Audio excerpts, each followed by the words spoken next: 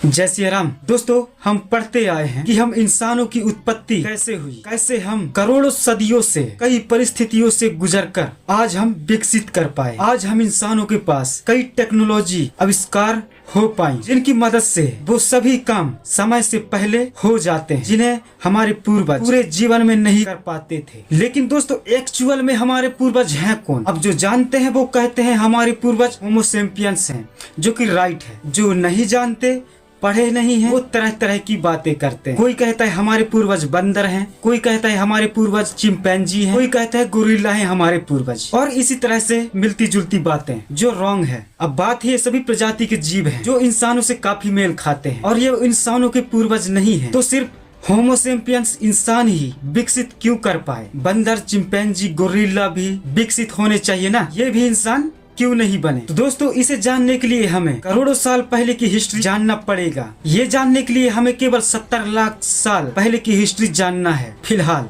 आज से तकरीबन 7 मिलियन ईयर्स पहले जब पृथ्वी एक न्यू आइस की तरफ बढ़ रही थी, तब कुछ ऐसा हुआ जिसकी वजह से हम इंसान धरती पर विकसित हुए। आइस की वजह से हम धरती पर कैसे आए? आइस मतलब बर्बादी। यस, जब पृथ्वी नष्ट हुआ था तब एस्ट्रोनॉट की वजह से। उस समय जब पृथ्वी का तापमान घट रहा था, तब अफ्रीका की गर्मी ह्यूमिडिटी से भरे घने जंगल धीरे धीरे ठंड होने लगे थे। इससे बड़े पेड़ों की तादाद घट रही थी और उनकी जगह घास ज्यादा होने लगे। यानी अब तक जो बंदरों की प्रजातियां ऊंचे ऊंचे पेड़ों पर रहती थी, उनसे उनका घर प्लेग्राउंड ही छिन गया। तब उनमें से कुछ पैरों पर चलने पर मजबूर हुए। अब इसे नेचुरल सिलेक्शन कहें या कुछ और, लेकिन यही वो समय था जब इंसानों के पूर्वज यानी होमोनेस बाकी बंदर प्रजातियों से अलग हुए और होमो सैपियंस यानी हम बने। लेकिन ये सब हुआ था 7 मिलियन ईयर्स पहले और होमो सैपियंस आए केवल 3 लाख साल पहले। तो दोस्तों, हमें आए हुए 3 लाख साल पहले ही हुए हैं, तो बीच के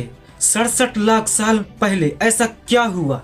ये जानने के लिए बने रहिए वीडियो में। गाइस, आज से तकरीबन 7 मिलियन ईयर्स पहले होमोनेट्स मॉडर्न बंदरों के पूर्वज से अलग हुए। तब होमोनेट्स ट्राइब के जो सबसे पहले जो जीव उभर कर आए ना, वो थे सहेलांथ्रोपस, जो कई मिलियन सालों तक ऑलमोस्ट बंदरों जैसे ही दिखते थे और बस नए क्लाइमेट और एनवायरनमेंट के साथ रैंडमली करके जीते थे। पर ऐसा कब तक चलता? समय के साथ ढलना जरूरी होता है। इसीलिए तकरीबन 6 मिलियन साल पहले सहेलांथ्रोपस किसी पेड़ की टहनियों जैसे अलग अलग दिशाओं में इन्वॉल्व हुए और होमोनेट्स ट्राइब के अन्य जेनरा जिसे एर्दीपिथेकस जो 5.8 मिलियन से 4.3 मिलियन तक, ऑस्ट्रालोपिथेकस जो 4.2 मिलियन से 1.78 मिलियन तक, पैरांथ्रोपस जो 2.7 मिलियन से 1.2 मिलियन पहले, और होमो जो 2.4 मिलियन से अब तक प्रेजेंट है। अब वैसे तो